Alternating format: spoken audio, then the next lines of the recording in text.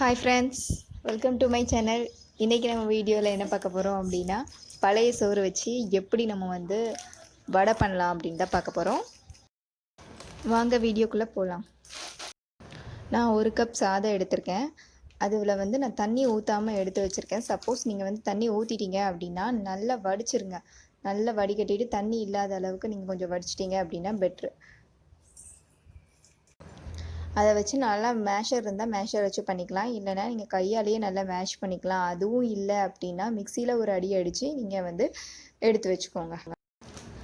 அந்த சாதம் நீங்கள் வடிக்கும்போது லைட்டாக தண்ணி இருந்தால் பிரச்சனை இல்லை. பட் அதில் நிறைய தண்ணி இருந்துச்சு அப்படின்னா உங்களுக்கு உருண்டையாக பிடிச்சி வடை மாதிரி போட முடியாது.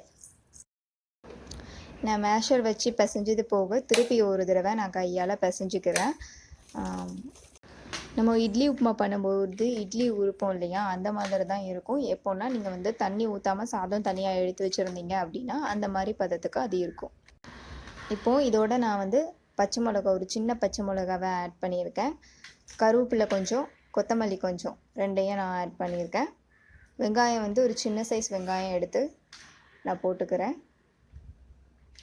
இதோட நீங்கள் வெஜிடபிள்ஸ் கூட நீங்கள் ஆட் பண்ணிக்கலாம். அதாவது கேரட்டோ இல்லை பீட்ரூட்டோ, இது எல்லாமே துருவி தான் நம்ம ஆட் பண்ணணும். ஸோ கேரட்டோ பீட்ரூட்டோ இல்லை உருளைக்கிழங்குனா உருளைக்கிழங்கை நீங்கள் அவிச்சு எடுத்து வச்சு கூட இதில் ஆட் பண்ணிக்கலாம்.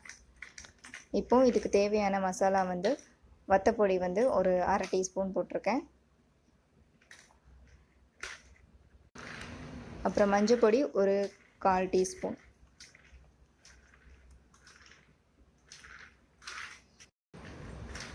இப்போது இதில் நம்ம பருப்பே இல்லாமல் தான் இந்த பழைய சாதத்தில் நம்ம வடை போட்டு செய்ய போகிறோம்.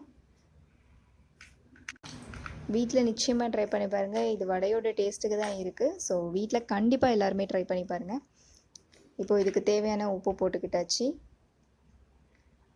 போட்டு ஒரு தடவை நல்லா பிசைஞ்சு விட்டுருங்க. பிசைஞ்சதுக்கப்புறம் கடலை மாவு ஒரு 100 கிராம் நான் இதுக்கு எடுத்திருக்கேன். 1 கப் பவுல் சாதத்துக்கு நான் ஒரு 100 கிராம் கடலை மாவு எடுத்திருக்கேன்.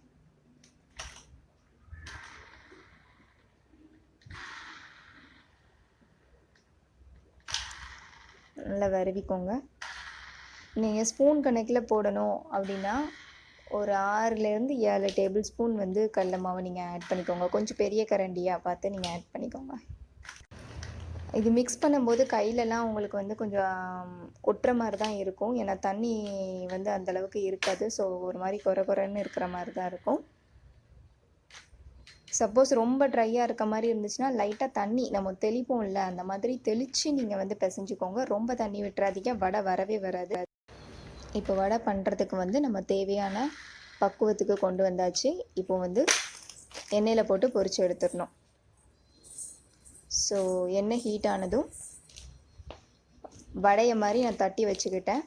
இது கையில் ஒட்டாமல் இருக்கணும் அப்படின்னா நீங்கள் எண்ணெயை கையில் தடவிட்டு அதுக்கப்புறம் உருண்டையாக பிடிச்சி தட்டி போட்டு எடுத்துக்கோங்க. கையில் ஒட்டாது. நல்ல பொன்னிறமாக வந்தோன்னே நம்ம எடுத்துட வேண்டிதான். அந்த ஒரு மாதிரி பொரிஞ்சு வருதில்ல, அந்த ஸ்டேஜ் கம்ப்ளீட்டாக நின்ன பிறகு நம்ம வடையை எடுக்கணும்.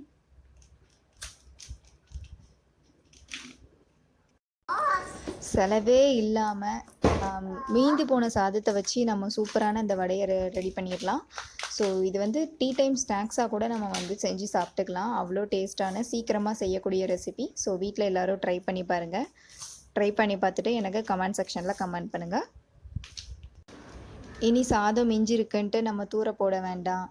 ஸோ இந்த மாதிரி நம்ம ட்ரை பண்ணோம் அப்படின்னா நிச்சயமாக சாதமும் வேஸ்ட்டாக போகாது. நம்மளோட ஸ்நாக்ஸும் சீக்கிரமாக நம்ம சாயந்தரம் சாப்பிட்றதுக்கு ஸ்நாக்ஸும் செஞ்ச மாதிரி இருக்கும்.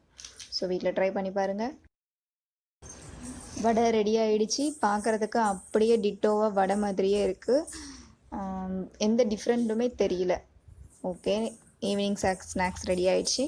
நாங்கள் அப்லோட் பண்ணுற வீடியோ உங்களுக்கு பிடிச்சிருந்தா லைக் பண்ணுங்கள். எங்கள் சேனலை சப்ஸ்கிரைப் பண்ணுங்கள். உங்கள் ஃப்ரெண்ட்ஸ் எல்லாருக்குமே ஷேர் பண்ணுங்கள். ப்ளீஸ் பார்த்துட்டு லைக் பண்ணாமல் இருந்துடாதீங்க, சப்ஸ்கிரைப் பண்ணாமல் இருந்துடாதீங்க.